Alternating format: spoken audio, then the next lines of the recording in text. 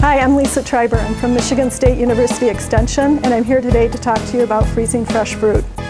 Freezing fruit is a great way to put some of summer's fresh produce into your freezer so you'll be able to enjoy it all winter long. And it's an easy way after you've been out picking things or if you've got things from your garden to put it away and, like I said, enjoy it and use it in all of the great recipes that we have. I'd like to start with some of the easier ways to do it first. One of the common questions we get quite often is what to do with blueberries. And there's a lot of myths with what to do with blueberries. Do you wash them? Do you not wash them? How do you take care of them when you want to put them in the freezer?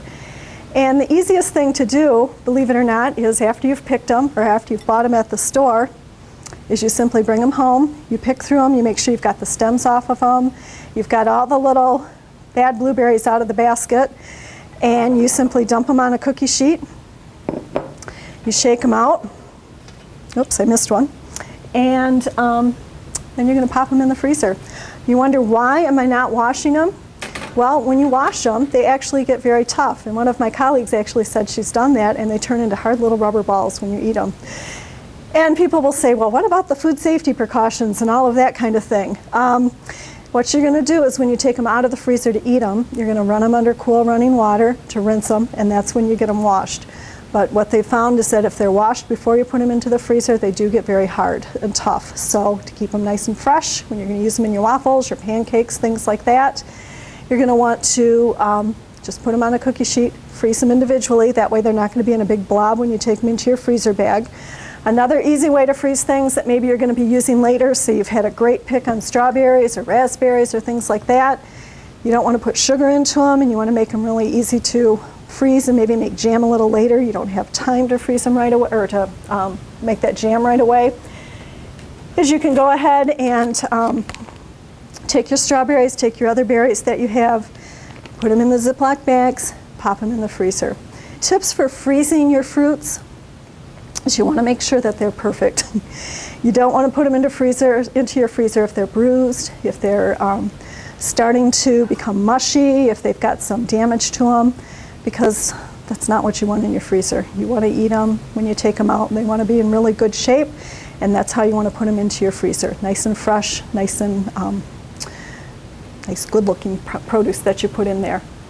Other types of packs to put into your freezer when you go ahead and freeze things up, there's the dry sugar pack, which is going to be a 3-to-1 ratio, which means it's going to be about 1 quart of fruit to a half a cup of sugar.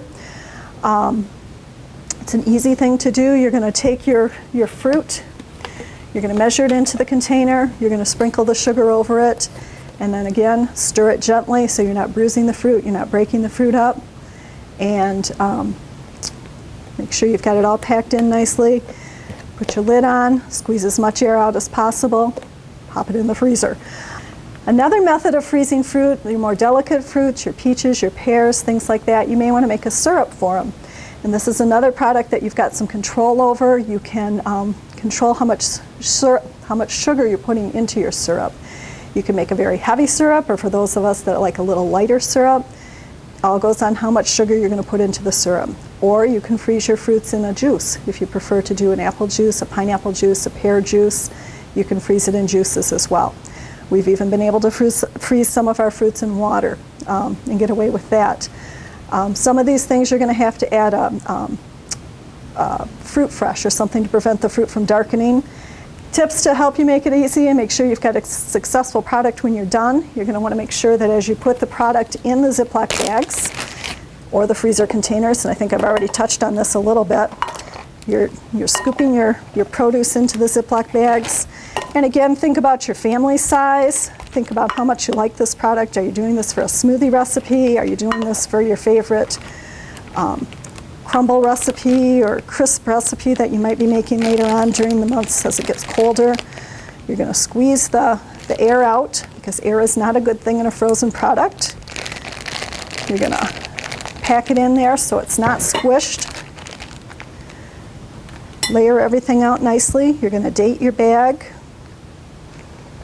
so you know how long things have been in the freezer.